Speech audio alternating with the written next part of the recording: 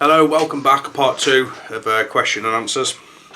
This one says, "Hi John, what's a strong catapult fronting and target practice with small fork and TTF? Thanks for these vids, I really like them and learn from them." That was from Edla Bouchaderi.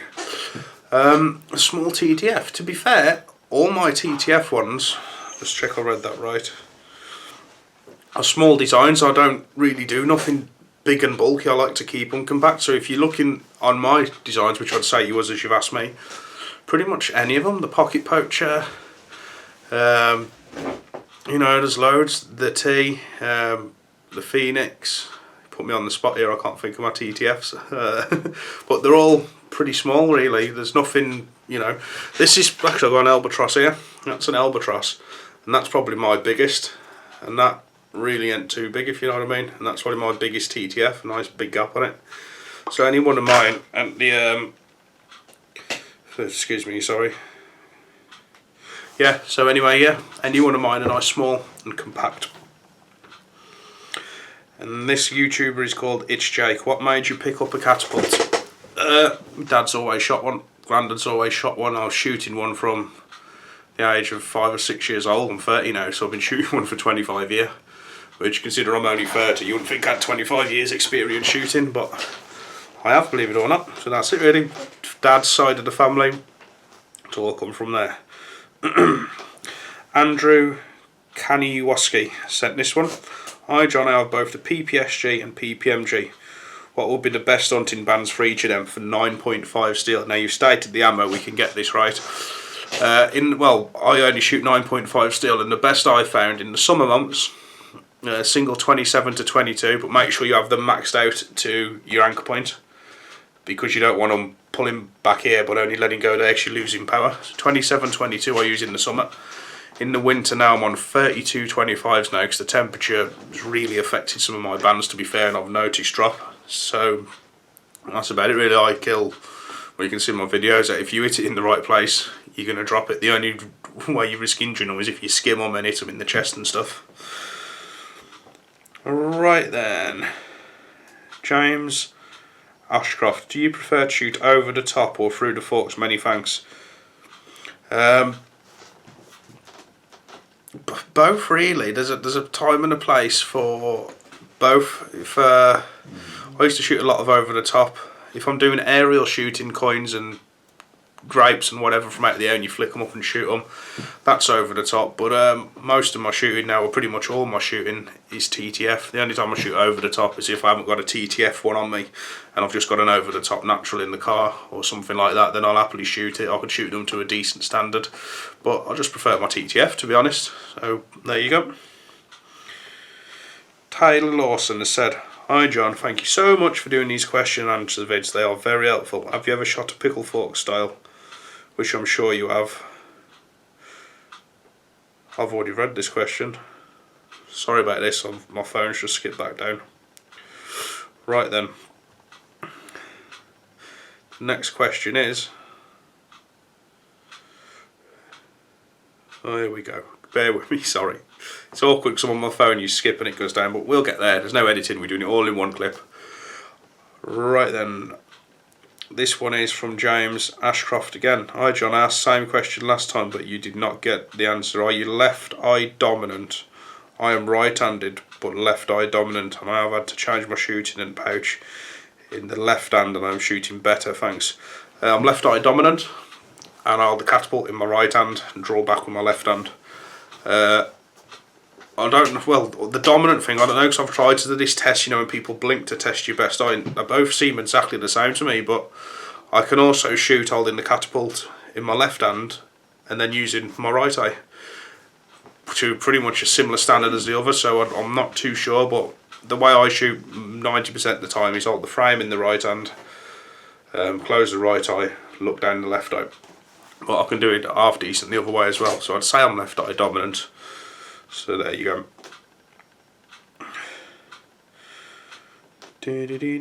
Beer and Target Shot UK has said, "John, when shooting TTF, should the anchor point change from where it would be shooting OTT? Up until a few weeks back I could honestly say I've never had a fork hit, but then I tried TTF, fork hit central, all in exactly the same place." Changing your anchor point depends on how wide the tips are. The narrower the tip, the higher you'll shoot. Cause if you say I got my anchor point there, and if the tips are wide, to put the tip on the target, you're down. If the tips are narrow, to put it on, you're higher. So it could be that I presume the over the top fork has narrower tips. That's why, but it's normally the fork width that decides whether you move your anchor or not necessarily the style.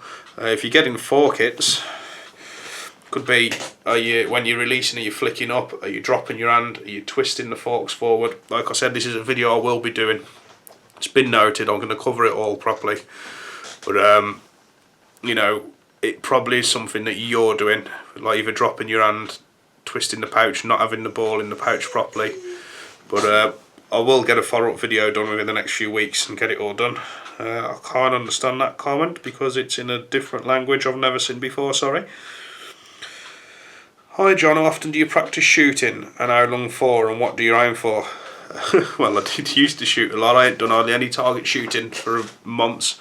The only shots I've took this year is probably 7 or 8 shots hunting at rabbits and stuff. So I ain't really been shooting a lot, to be honest, lately. But, you know, if a tournament comes up, a couple of weeks practice and, you know, you should tune it in. Once you shot the same style for so long, it's like riding a bike, if you know what I mean. You just need to tune up before a comp or something. But honestly, I'd rarely do practice. What style of catapult would you suggest for a beginner? That's from Jack Thomas.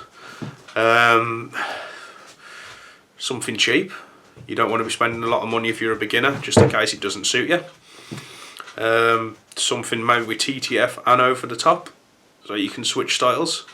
So yeah, something cheap, something with both styles, or even make yourself a natural catapult, chop it off the tree.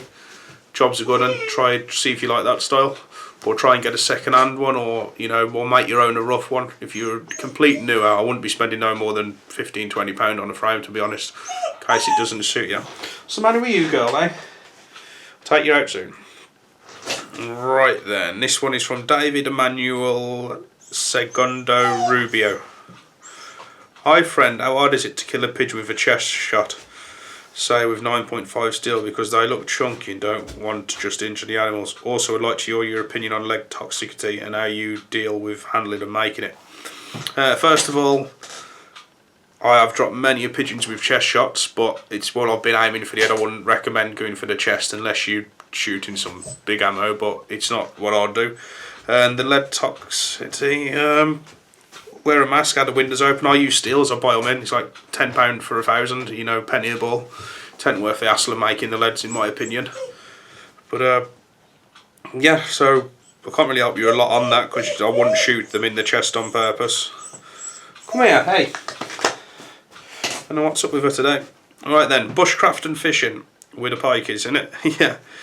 In all your years of shooting, what is your most memorable shot? I've got quite a lot of memorable, some that have almost got me into trouble, which I ain't never going to mention on here. But I took a pigeon out of the air when I was about 13, 14 with a black widow and a big rock. It wasn't necessarily high, but I took it down as it come over. I've had some absolutely amazingly long shots on pheasants, rabbits and squirrels, obviously off camera unfortunately. But I mean like up to 30, 40 metres, and it's been, you know, I'd pay hundreds to have the clip on camera, but I haven't. Yeah, there's been some right memorable ones over the years. I couldn't pick our best one, but there's 3 or 4 going through my head now, which, you know, I'm picturing this squirrel, which I took once probably 35 metre away and it's about 25 metre up. It just come down so sweet. But yeah, there's quite a few, but I couldn't pick our best one.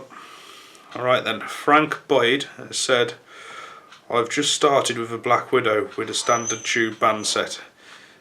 Is that ideal for a kill, or will I need a Ferrobangal set? No, the Black Widow tubes are good. They're heavy tubes, they're long lasting. I wouldn't advise shooting little steels though with them tubes. You can do, but you know, you want 10–12mm ammo really with the Black Widow tubes. Whether it be the yellow or the red one, they're both the same tube, they're just different colours because one matches the Barney Cobra and the other matches the Black Widow.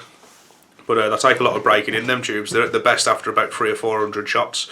Very like stiff and, what's the word, not so flexible. But once they're weared in, they do soften up really nice. The only thing I don't like about the Black Widows is the pouches on them. They are literally about 5 inch long and about that thick.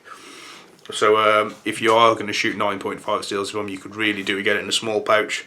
So that pouch on its own is probably 4 times heavier than the steel ball, and it will really slow the shot down. Whereas if you use big ammo like a big lead with that big pouch, it'll sort of balance the setup a bit more. So, you know, that's it really. Alright then, Mitchell L has said, I decided to give double 30 to 15mm ferroband gold a go with 12mm lead and crowded the shots at just over 300 FPS. Do you think it's okay to take body shots on rabbit with this setup? Excuse me. If you're getting a 12mm lead over 300 FPS, just off the top of my head, that's got to be over 30 foot-pound surely. I know a 12mm lead going in around 220, 230 or something is about 20 odd foot-pound. It's got to be getting close to 30 foot-pound, and bear in mind the legal limit for an air rifle is 12 foot-pound in the UK, so yeah, you probably would take a rabbit with a body shot, but you got to think there's different places on the body. You hit it in the shoulder, you take it down. If you hit it, you know, in the vitals, you know, you got more of a chance. And I have took rabbits with body shots and killed them outright with double 2015s and 12mm lead, so you definitely would, but you do risk a chance of injuring a few. And personally, you know, I would never recommend anybody to go for body shots on any game. You want to be headshot in it really. Wait, come out. Hi John, where can I get some of the new black latex bands? Thank you. As far as I know, you can only get it from Simple Shot. I haven't seen anywhere else with it. He's the only one who supplies it, and it's not a bad band. I prefer my Ferroband personally, but it's not a bad band at all. So yeah, simpleshot.com. What time of the year can you hunt pigeon? Well, over here in the UK, there's no season on pigeon, there's no season on rabbits. The two, well, there's many things without a season, but pigeons don't have a season here. Check your country, check if you mean pigeons or doves, double check, but the standard wood pigeon here, and that they do not have a season. You can shoot them all year round. However, you know, use your head if they're nesting and on nests, or there's plenty of young about, you know what I mean? You know, a bit of common sense. Another question, this is a big one, no tent, and that was from Mikey's Reviews, that one about the pigeon. This one is from Polo Nose 00. Another question, John, is it common to hold the bow in the left hand and draw with the right, and hold the catty in the right but draw with the left? Because I've heard a few people doing this, me included. It's whatever you feel comfortable with, innit? I hold the catapult in my right hand, I'm right-handed, and it's totally random, but when I've shot a bow at the game fairs and stuff and all of that, but when I play pool and snooker and stuff like that, I play all them left-handed. So, you know, there's, if it's working and it's comfortable, then obviously that's the way to go. Oh, my nose is blocked. Darren Godfrey, the good old donk, has said, over the last 5 years how we shoot and the styles of shooting is moving forward very fast. Where do you think we will be in another 5 years, and what do you think the biggest innovation in catapult design is over the last 5 years? That's an hard one. The biggest thing in catapult design over the last 5 years. Jesus. And it's come on a lot over the last 5 years. The one thing I've noticed, go back 4 or 5 years, there was literally nobody shooting TTF at the shoots. I know it was about ages ago in America and that, so it's not us over here that's brought it in, and it goes in and out, but I've never seen TTF ever in the UK up until, you know, started coming around 2-3 years ago. Everybody started switching to it. At the same time, when I was one of the first to switch with the Pocket Poacher series I brought out, started winning titles, then people gradually started switching and switching. I'm not saying it's because of me, but I was one of the first ones to get on it. I think it's just an easier way of shooting, if that's the right word to say. You know, both styles are as accurate, but the TTF, looking down the band with the aim and dimp or the line, it's a nice thing. So I'd say TTF is one of the main things over here in the UK, at least over the last 5 years. Another thing, the web swells, as I mentioned a moment, you know, this type of grip there, which, well, where's my camera, pulls into the hand, because it soaks up so much. You can shoot that open and it's just soaking into the hand. Loads of people started using this. I bought my PPSG out a few years ago, and it's one of the only type with that web swell grip thing on, and now I think pretty much every maker who I know, especially over here in the UK, where everybody's selling, is doing some type of web grip. It just soaks it up. It's so effortless, the shooting, just like you're not old enough and you can shoot powerful bands at ease. So I think a long TTF with the grip that pulls into the web of your hand and some type of ergos, I think that's the way a lot of things are going over here now. Look at most of the top shooters, that's the style of frames they shoot, or the majority of them anyway. So yeah, so there you go, that's that one. Shooting Ireland has said, if I buy a catapult off your website, does it come fitted with the bands? Yes mate, everything we sell comes ready to shoot. We sell nothing without bands. They either come with single set of bands or a set of double bands. Just select the option in the drop down box what you want on. Everything comes with bands on, pal. Christopher Holland has said, can you use ferroband gold for arrows or do you need tubes? If so, how many layers and what taper?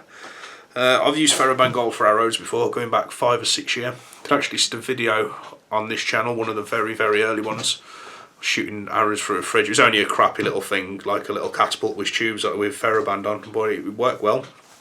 I suppose that all depends on the length of your arrow and the weight of it and how much power you want, if you know what I mean. For an arrow, I'd say you'll be needing 3 layers each side, and like the length of the arrow. Taper and stuff, you just have to play about with till you're happy with the speed and the band life ratio, because you know the faster it is, the less they'll last. The slower they are, the longer they'll last. So you'll have to play with the taper to decide. But I haven't had too much experience with arrow catapults. I've had to play, but that's about it really. So yeah, you just have to check the weight of the arrow, the length, and just have a play till you're happy. Claus Skillman has said, hey, here from Brazil, is it possible to use your PP or any other frame normally would use with bands with the tubes? How would it work? Here ferrobands are really expensive with natural V-forks, which are the attachment to shoot TTF using tubes. Thanks, Claus. Put TTF tubes on exactly the same as you would ferroband. Put them in place, bind them round, rack them tuck. Exactly the same as you would. It's as simple as that. They'll hold if you do it tight enough. Obviously always check your attachments first. You don't want it coming off, but they will hold 100% as long as you did a wrap and tuck rightly. Hi John, my question is, for a PFS, what is the best all-round band or tubes and which ones? Thanks. Like I said before, PFS ain't really my thing. The best all-round wheel, I don't think you don't want to be going double or treble bands with a PFS. They're not really powerhouses, the PFSs, they're more of plinkers, you know, close range stuff. Don't get me wrong, you can hunt and shoot powerful bands with them, but I think the whole idea of a PFS really is keep in your pocket, plink a few little steels and cans and that. So I'd say the best all around. Depends what you want from it, don't you? A lot of people prefer tubes with the tube protectors because it helps push the ball over the forks.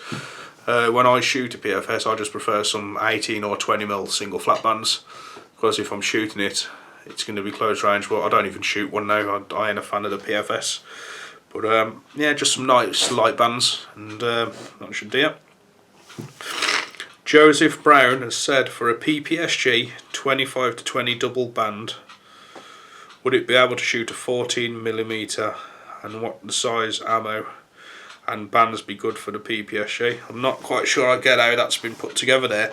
I think you're asking if double 25-20 would be able to shoot a 14mm lead. It's a bit awkward the way it's written. 40mm leads are big and heavy, yeah, so you would want something like double 20-15. That would be the bands that I'd recommend. It sounds like you got that spot on. Tom Farrand, do you prefer 9.5 steels or 12mm leads for hunting? Steels. I prefer this lightweight steels, accurate in the right place. I've hunted plenty of times with 12mm leads and double bands, but as now it's, you know, I'm all about the steels. They're just easy. I don't have to cast loads of lead together, and I don't have to know silly heavy draw weights for the big ammo. Nice 9.5 steel. Hit it in the head, rabbit, pheasant, whatever, it's going to be dead. So there we go. Right, then we'll do one more question here, and then we'll cut this off, so we'll get 20 minutes. This question is, hi John, thanks for the great videos. I find when shooting my scout catapult that I always hit low and therefore have to cover the target in order to hit, which I don't like. Does my anchor point need to be higher on my face, or would narrower forks be better? When I have tried using a higher anchor point, I struggle to find repeatable position, and then accuracy suffers. Well, if you're shooting low enough to cover it, like you've hit the nail on the head, you've answered it yourself. Narrower forks or higher your anchor. If you're iron your anchor and it's affecting your accuracy, then you're going to have to try the narrower forks. There's no other way around it. Narrower forks will mean you'll still be able to bring it down when you're aiming, and you should see more of the target. It's like, just as an example, with my forks like that now, when I anchor, 10 metre is pretty much on the line. When I'm shooting at 20 metre, I do shoot blind, sort of aim, depending on temperature and distance, however far above the bullseye I need to. You just get used to your elevation, but if you wanted to do that, you know, if I had a fork about that wide, then at 20 metre I'd probably still be aiming below the target. So play about with a couple of different fork gaps and you'll find it. But also, if you use a narrow fork, what you'll have then at close range, you'll probably be having to aim that much lower under the target. So you just have a play and you will find out. If you don't want to move your anchor and you're not happy that you're covering the target, narrow forks is the only way to go. There's no choice about it, really. So we're going to cut this off now. That's the end of part 2, and join me for part 3 in a minute.